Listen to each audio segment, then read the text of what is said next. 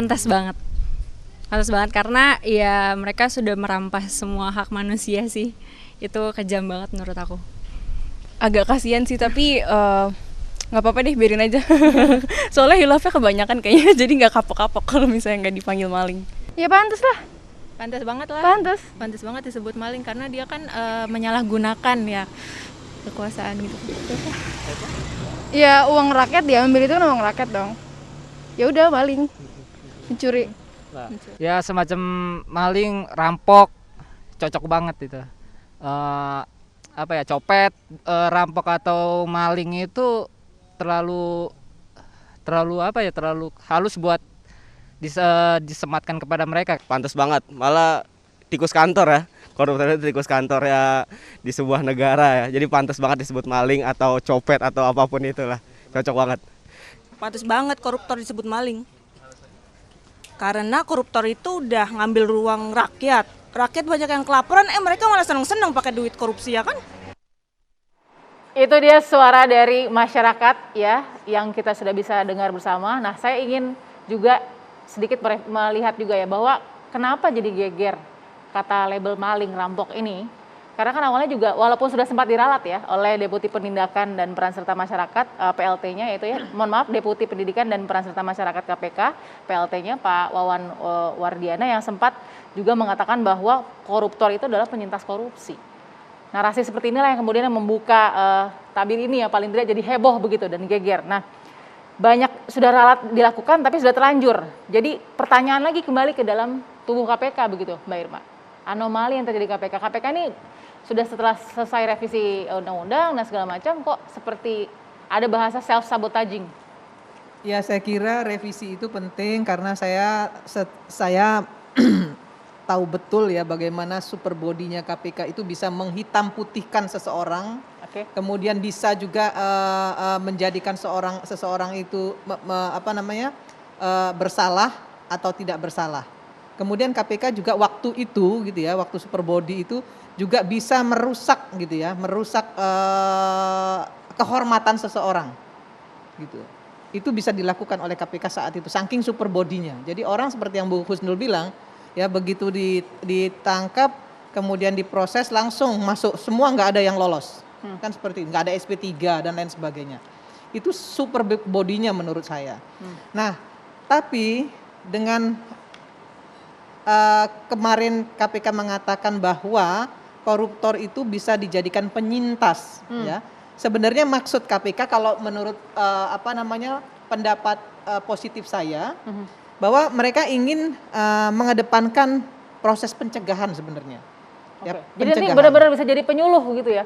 Enggak, proses pencegahan yang dikedepankan KPK. Ya. Mungkin itu yang dia ingin sampaikan. Dan menurut Mbak Irma tepat itu? Oh enggak, tetapi menurut saya yang namanya moral yang sudah rusak itu nggak bisa lagi dipakai untuk contoh gitu ya. Nggak bisa dipakai lagi untuk contoh, kecuali gini, orang kena COVID, ya, kemudian dia memberikan darahnya untuk plasma, ya, dia menjadi penyintas, itu bisa gitu loh. Tapi orang yang dia punya kemampuan, punya kapasitas, punya kapabilitas, kemudian dia punya kehormatan sebagai pejabat negara, dia melakukan korupsi, kemudian kita minta dia menjadi penyuluh, misalnya begitu. Kayaknya enggak deh. Enggak, tapi kata penyintas boleh saja? Enggak. Enggak juga? Saya kira enggak. Nggak tepat ya kata penyintas itu dilakukan oleh KPK. Jadi yang tepat kalau untuk dasarnya untuk menyatakan bahwa mereka menyatakan itu sebagai tindakan pencegahan, cari narasi yang lebih baik dari itu. Oke, Mbak Devi. Mungkin arti Devi kata bisa penyintas korupsi ini akhirnya membuat Mbak Devi harus mendisek apa lagi? Begini, kita perlu sadar bahwa bahasa itu kan juga mewakili sebenarnya kultur masyarakat. Kultur masyarakat kita memang cenderungnya adalah harmoni. Jadi kita perlu pahami juga, saya melihat gini, betul ada polemik bahwa ada yang bilang maling dan sebagainya itu silakan. Tapi saya yang menarik lagi adalah bahwa faktanya ketika memang media juga selalu mengangkat tentang ini, yang paling menarik dalam beberapa studi ditunjukkan ketika mereka keluar, masyarakat tetap menerima Itu menjadi satu hal yang menarik, yang bahkan misalnya dijemput layaknya orang pulang dari satu misi tertentu gitu kan. Nah, apa yang terjadi dengan masyarakat kita? Nah, saya kok melihat ini justru persoalan dasarnya.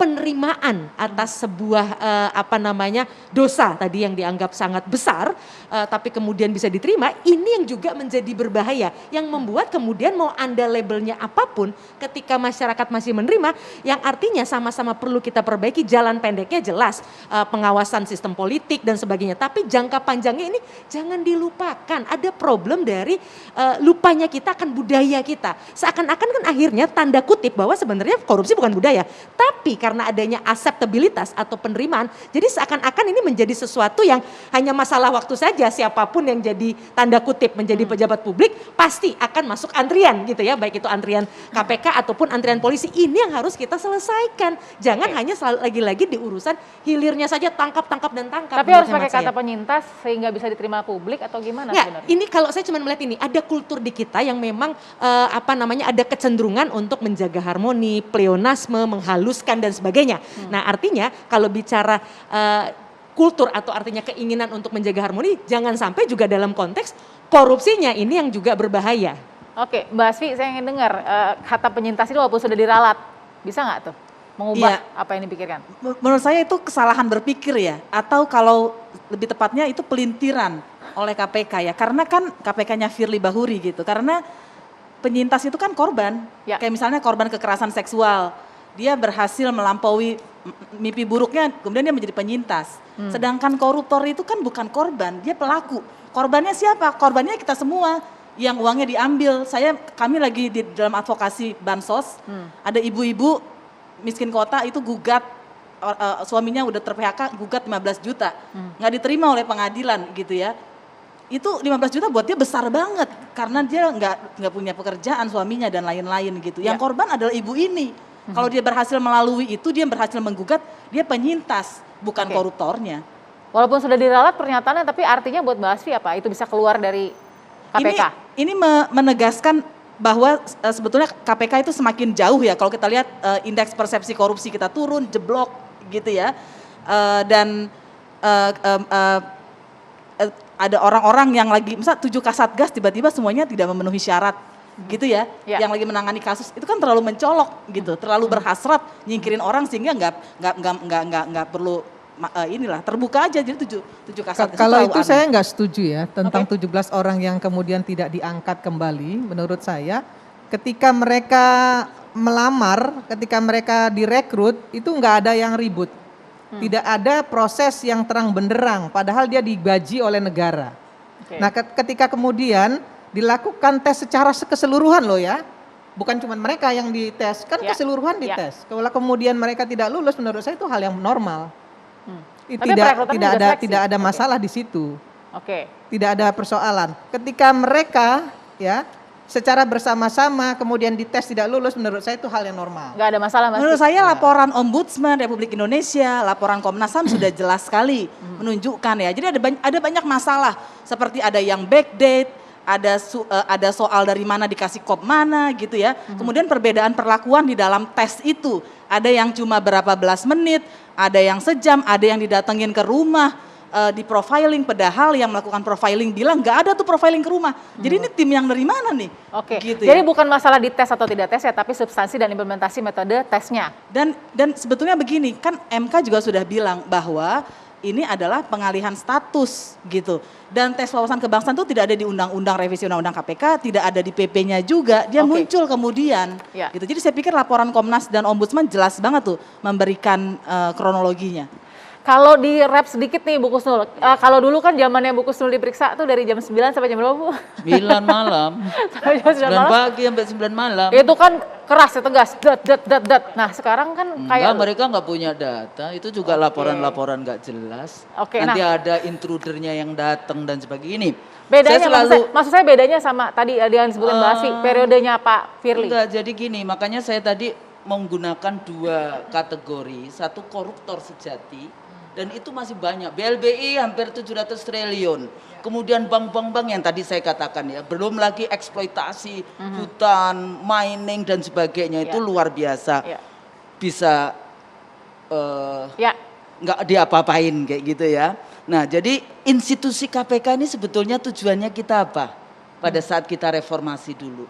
Kan salah satu persoalan dari amanah dari reformasi dulu kan KKN. Ya. Korupsi, kolusi, nepotisme. Ya. Tapi kita ngomongin kok korupsi aja, kolusi nepotismenya sekarang nggak karu-karuan, kita nggak bicara apa-apa. Oke. Kemudian siapakah lembaga ini?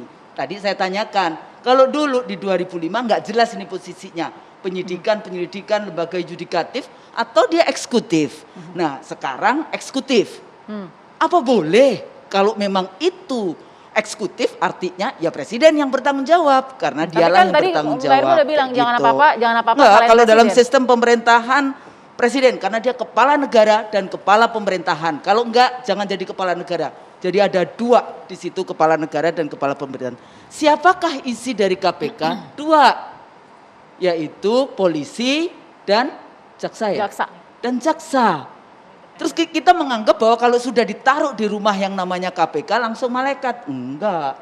Makanya dan ya ada penyidik independen dan sebagainya. Nah, kembali lagi transparansi dari KPK ini, lembaga ini itu bagaimana? Ini pertanyaan. Karena sebetulnya kalau dulu 1 miliar ininya, tapi banyak sekali yang 200 juta, 300 juta KPK juga. Karena kita punya lembaga lain, yaitu lembaga yudikatif yang juga melakukan penindakan atau penyelidikan dari korupsi itu, yaitu lembaga yudikatif. Nah di sini letaknya hati-hati kalau kita nanti menjawab kayak gitu ya. Apakah kita adil? Belum lagi nanti pengadilannya. Pengadilannya ada pengadilan tipikor kalau KPK. Tapi yang Iya kan? responsibel harus tetap Kenapa? kepala negara begitu. Tetap kepala negara dan kepala pemerintahan karena kita sistem presidensial. Di Republik ini yang paling bertanggung jawab kepala negara, kemudian ditambahkan anggota DPR dari Senayan yang harusnya memiliki fungsi kontrol kepada presiden. Tapi hari ini oposisi kan nggak ada. Oposisinya udah di luar masyarakat, di luar political society-nya. Nah di sini letaknya kalau kita bicara korupsi harus lebih luas dibandingkan hanya sekedar maling uang, maling APBN, maling ini, tapi maling kursi DPR, maling kursi istana.